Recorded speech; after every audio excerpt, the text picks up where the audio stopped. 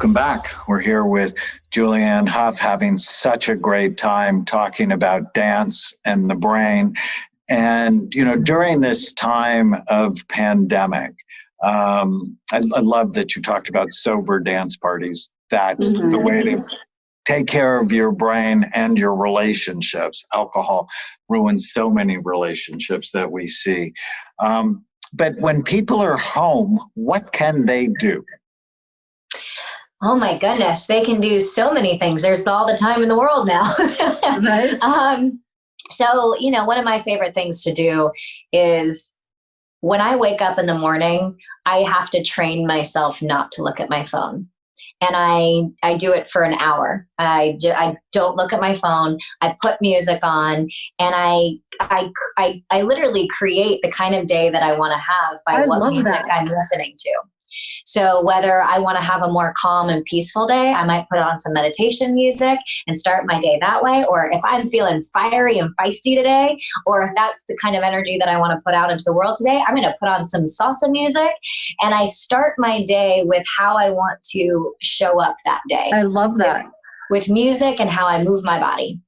And so while I'm, you know, making my hot water and lemon in the morning, I'm listening to, you know, to music, and I'm dancing around the kitchen. I'm interacting, and I'm having full human connection, whether that's to myself or to the people that are in my house without my electronics or my technology or anything. Oh, I really like that. So that is like my number one thing. I then do a dump. I write, and I just dump out all the thoughts in my head. And a lot of those thoughts are negative thoughts. And I never read them back. I just write it out. And I write for 3 pages where I feel like I'm not even, it's just conscious stream of thought. I'm just letting it go. And I start dumping out all this information that like maybe I've been holding inside that I can clear my mind. Then after that, I either do some sort of workout, and that could be weight training or yoga, or it could also be Kennerji, you know, and Kennerji, what I love about it is it activates the imagination because we bring in the elements, the natural elements. So we don't have to go outside of ourselves to feel nature, because nature is within us if we just activate our imagination and bring the earth and the fire and the water and allow ourselves to feel what it feels like to be connected to nature. So I'll do that. And then anytime I'm feeling like, I'm feeling a little anxiety, or now that we're working from home right now and I'm sitting way more than I usually do on my phone or on my computer doing work, I'll literally put an alarm on to get up and do a 2-minute dance. I'll just put some music on, I'll dance, or I'll do a little breathing exercise, just something to shift my pattern, just so that I continue to recreate throughout the day. I love that. Is Kennerji something, is it a program that people can do from their homes? Yes. Oh, yeah, absolutely. So tell us how.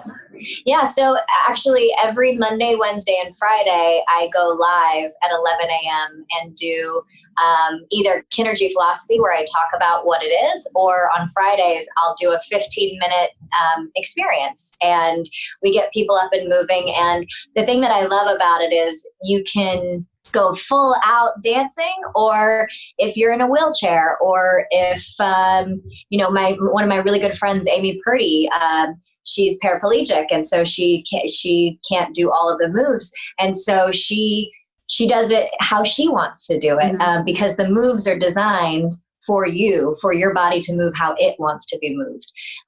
So it's, anybody can come and join in and just release some of that stress and anxiety, but also have fun doing it. And then have this It's insight. a website. I just want people to be able to get to it. Yeah, you can go to Instagram, and it's at Kennerji, Kinrgy. And then actually, if people go to the website, Kennerji.com, we're going to be doing longer 45-minute versions on Zoom starting April 13th.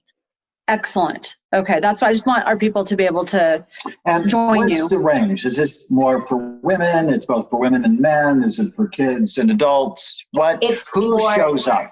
It's for everyone. In fact, especially being at home right now, a lot of people have been doing it with their kids. And because it's such a playful method where we're banging on the floor and we're banging our body and we're dancing and celebrating, the kids are having so much fun, and they're able to get a lot of that energy where they're feeling crazy out, and they're doing it together as a family. And, anytime you say dance, I think there's been a stigma around it that it's for women. But when people do this method, Kennerji, it's based in tribal Aboriginal movements that are ancient, that tribes do to connect to each other. It's a communal experience. And so, for women, they're maybe a little bit more open to doing something that's dance related. But when men do it, because they're more vulnerable in like a place, all of a sudden they have the best experience they've ever had because they never would have done it before. So the range of experience is even greater for men that do it because they didn't believe that they could have that kind of fun. So when they do, it's magic. So let me weigh in just a little bit. So many people on Facebook Live recently, I did ADHD during a pandemic. And so many parents had been blaming the poor teacher for why their child was struggling. And now that they're doing homeschooling, they're having so much empathy for the teacher.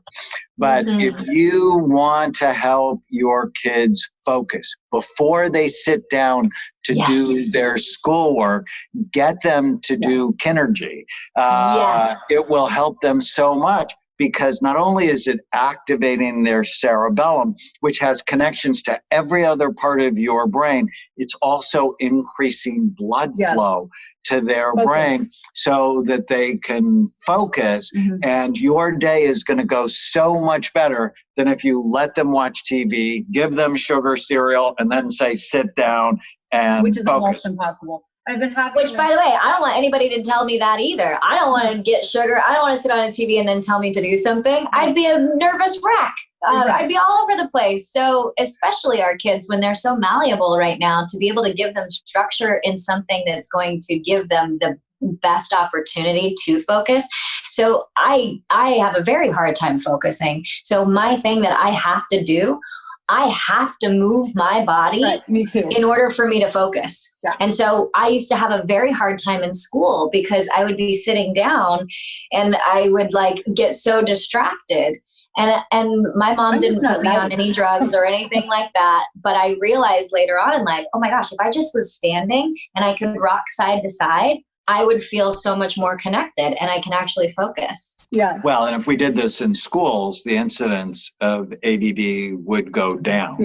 And ADD is real and it exists, and get it treated can make a big difference. But the first thing, it's, first do no harm. And we always think at Amen Clinics, what are the natural things I can do to treat it before I go off to medication, and get your diet right and then add the right forms of exercise?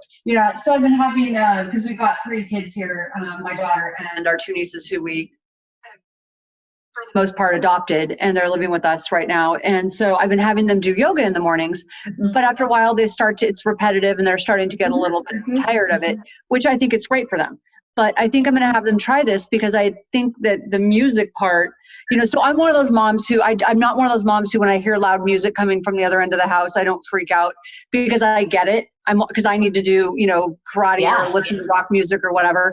So when I hear my daughter doing that, it reminded me of what you said.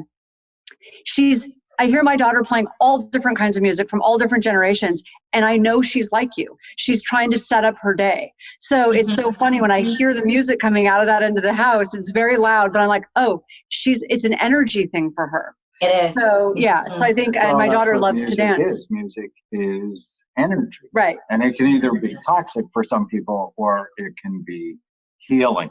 We've actually produced 3 albums of brain-directed music and music for bright minds spent 45 weeks on Billboard's New Age chart, which we're so proud of, but because music changes your state. Right. And Yes. you can have music for sleep, Make for you happy all of a focus, sudden. for relaxation to boost your mood. And then if you add it to movement, it's just the perfect treatment. And as you said, you're actually, it's ancestral, it's natural to us. From the beginning of time. For children, it helps their brain develop. And now that they're on their gadgets, their brain is developing in a different way, but in a way that is skyrocketing anxiety and depression. So this is a natural treatment. Yeah. When we come back, we're going to have more of this discussion.